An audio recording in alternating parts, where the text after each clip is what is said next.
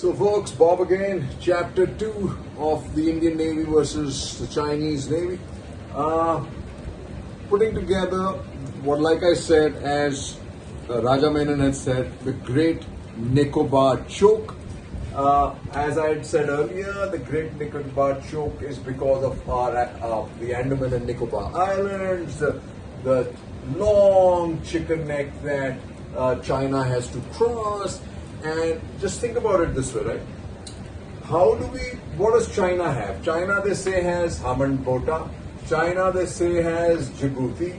China, they say, has a port in Myanmar. What does India have? India has the port here. India has the use of a reunion because of France. And India has the use of Diego Garcia as far as the Americans are concerned. The difference between the ports that China has and India has access to is that the ports that the French port or the Diego Garcia are way ahead in terms of technology and infrastructure, and that's something that we don't have to spend money on. On the other cases, or the other ports, are money being spent by China. They are white elephants in the countries they are. Will they survive? Nobody knows. And what is India going ahead and doing further in this area is India is set to complete EEZ survey in Andamans, extend continental shelf next step. This is to make it a connectivity for trade.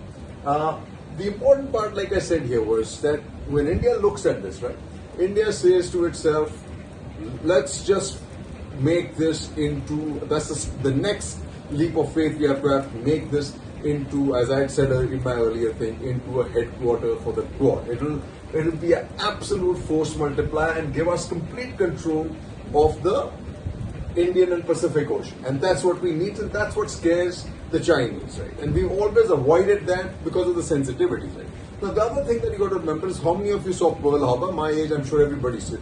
You saw how naval assets became sitting ducks by sea carrier groups that were flying aircraft, right? But think about, if you look at Sri Lanka, you look at the port here, right? If there are Chinese assets in those areas, they are sitting ducks for land-based, high-tech Indian aircraft, right?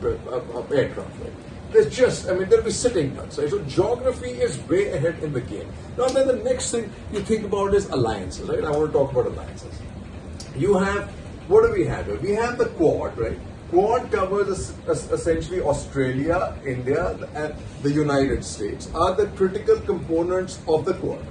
And whether anybody likes it or not, that Quad has taken on a very serious military component to it, right? Besides technology, military. While it is said that the United States and Australia physically may not come to India's help, but their navies are there, right? But there's the American Navy, which is going to be patrolling here, which is the Australian Navy that's going to be patrolling here, and China will always be looking over their shoulder. Right? So you have this. The biggest alliance we have is this one. That's the United States, part of the Quad. US, India, brothers in arms. What he says, these partnerships are generational investments into India's national strength.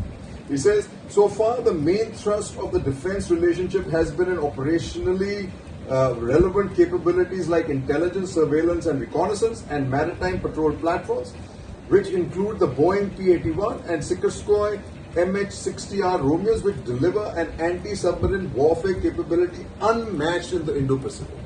Both United States platforms.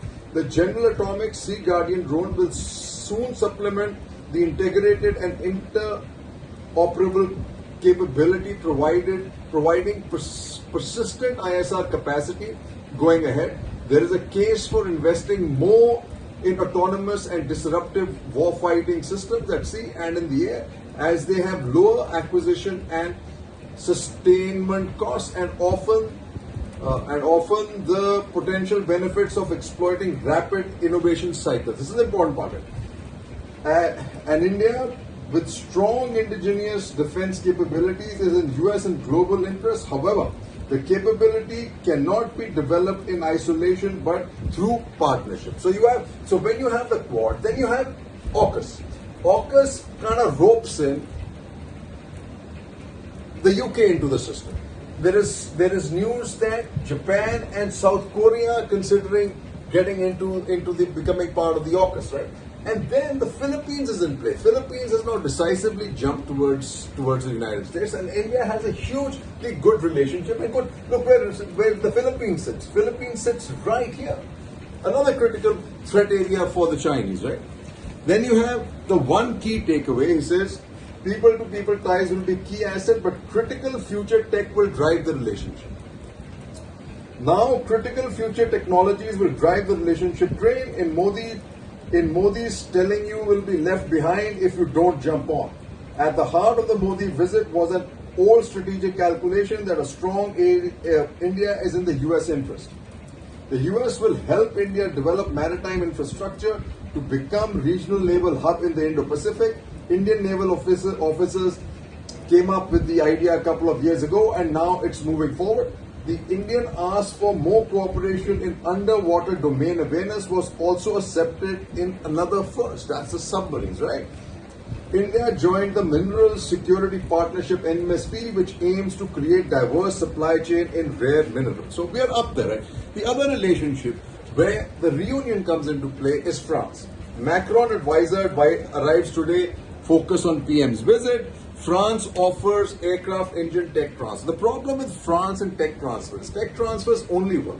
One, if you have the absorption capacity, that means you've got to have people, right? Second, you have to be able to have commercially viability to the project.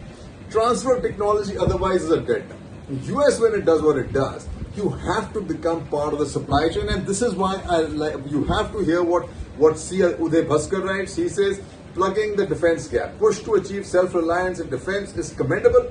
India must step up R&D to achieve competence in design and manufacturing. You've got to hear what he says. Furthermore, the current gaps in combat capacity expose the chinks in Indian ability to safeguard core national security interests. The Galwan setback approps China is illustrative. Then he says, however, an objective review of the Made in India initiative is revealing. Regrettably, India does not yet have the domestic competence to fully design and manufacture any significant combat weapon platform and is dependent on the foreign supplier for the critical components that lie in the core of the combat index of the equipment in question. Thus, while it is commendable that India is now going to manufacture the C-295 transport aircraft in a collaboration with Airbus France, the reality is that the engine, avionics, landing gear, etc. will come from abroad and the integration will be done by the Indian entity. This is true for almost every major platform in the three services. But what is important here is, if this assembly starts happening for global supplies, then it really will be transfer of technologies. Then he says, as at the heart of this challenge is the grim reality that historically India has not invested enough in the national research and development effort. As per data collated by the World Bank, India has been allowed to allocate only 0.66% of GDP towards R&D, while the world average is 2.63. Thus, while India now claims that it will soon become a major arm exporter, the composition of such inventory leans towards the soft category: clothing, helmets, surveillance equipment, and yes, the BrahMos missile. Providing a sustainable flip to the national R&D effort across the board remains critical if India is to emerge as a credible military power, and one would identify this as a high priority issue for the national security aspect. So this is important, and this is where the United States comes in. The platforms they provide us, which is the P-81, the Romeo, are critical, and the sea drones that are going to come in now, the Reaper for the Sea Guardian, those are critical for India. Now, India has to then take the next step as to try and become a part of the global supply chain of manufacturing goods. Because what you have here is this is the other one. This is the other one, that the other area that you're talking about is Africa. It says PM writes to G20 members to offer African Union of full membership. New Delhi steps up for Africa, right? So this Africa is the other part for India to complete the control of the Indian Ocean, right? PM writes to G20 leaders, let African Union be a member too. Indian Ocean diving. This is something written by S. Jaishankar. The Modi government's Africa policy has development partnership, and capacity building at its core. In a volatile and uncertain world, India and Africa can come together in the building of reliable and resilient supply chains. Yeah, absolutely. India is Africa's fourth largest partner with a volume of 70 billion. India's duty-free tariff preferences scheme extends duty-free access to 98.2 of India's tariff lines, right? Even the proximity of India and Africa cooperation in defense and maritime security is natural. This is absolutely important, right? Maritime governance, a robust blue economy, as written by Rajiv Bhalla. He says considerable groundwork has already been done to turn India into a BE nation. Now is the time to accelerate the pace. The India-France roadmap on blue economy and ocean governance, announced in Paris this February, has increased the salience of oceanic dimensions in now New Delhi's diplomatic strategy. Synergy among diplomats, naval experts, scientists, and industry is needed to realize the potential of India's blue economy, and blue economy is absolutely critical. Because as we go further, what we have from Arun Prakash is building the blue economy. India must learn from China and invest in deep water fishing fleet and modern fishing harbors. This could help transform fisheries, improve relations with neighbors. India needs to evolve a long-term vision for its fishing industry with focus on 4 areas. 1, mechanization and modernization of fishing vessels by providing communication links and electronic fish detection devices, with artisanal fisheries being funded for the 2 developing deep-water fishing fleets and bigger seagoing trawlers equipped with refrigeration facilities. 3rd, a DWF fleet will have to be built around the mothership concept, where a large vessel would accompany the fleet to provide fuel, medical, and board preservation processing facilities. And 4, development of modern fishing harbors. Now, why is fishing important? Why is China out there doing trade deals with all the small island nations? Folks, it's all about protein and fish. With protein running out on land, with greenhouse gases, fish is the next place. And Israel to buy 25 Lockheed Martin F-35s in a $3 billion deal. So what is interesting is they're buying 25 Lockheed Martins for $3 billion, and we are buying 31 drones for $3 billion. The equation doesn't make sense, but it needs to be looked at. Defense Ministry looks to rope in Desi companies for upkeep of Western aircraft, just like what we're doing for ports of the United States. Same thing with the aircraft. But what is important is this: Boeing eyes final assembly in India. Now, this is maybe for the commercial airlines, but this also needs to be done, folks, for the F-18, right? Apple is sharpening retail focus in India to shore up revenue. Apple has finally jumped off the Chinese wagon and come to India. India's defense exports crossed 13,000 crore, and Amazon to sail past 8 billion mark in cumulative Indian exports in 2023. Now, Amazon tells you a story.